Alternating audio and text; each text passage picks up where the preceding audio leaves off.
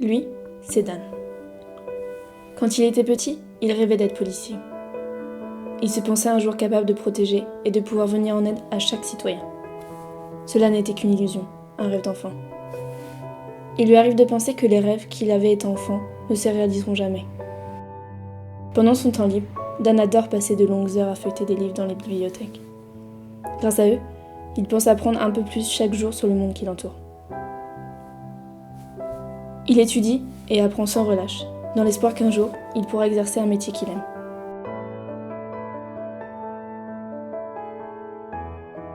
Écrire, pour lui, c'est s'exprimer en silence, sans être interrompu.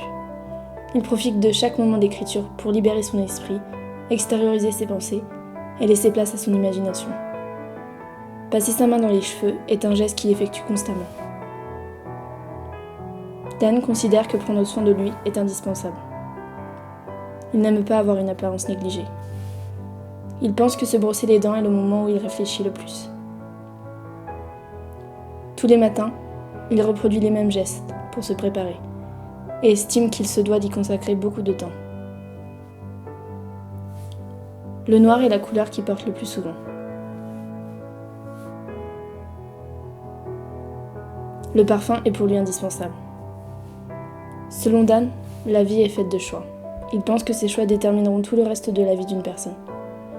Dan, passionné par l'art depuis toujours, pourrait passer des heures à contempler des tableaux. Il est frappé par le sentiment qu'une peinture peut lui procurer. Dan joue au piano. Les mélodies qui émanent l'apaisent. Il adore la sensation qu'il ressent lorsqu'il pose ses doigts sur chaque touche du clavier.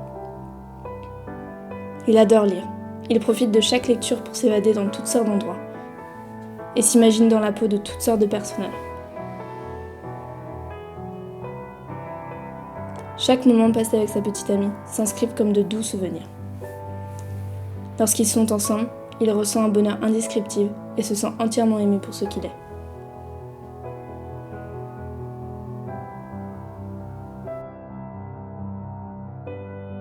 Il lui arrive parfois de penser qu'il n'a pas saisi la bonne opportunité. Il regrette beaucoup de choses passées et désire constamment retourner en arrière dans sa vie. Bien qu'il soit présent sur les réseaux sociaux, il n'aime pas les relations virtuelles et n'y voit aucun intérêt. Dan est focalisé sur le jugement que l'on peut avoir sur lui. Il pense que les gens d'aujourd'hui ont une opinion sur tout. La tenue, le parti politique, les paroles, les moindres faits et gestes. Tout est critiqué. Quand il en a l'occasion, Dan profite de son père.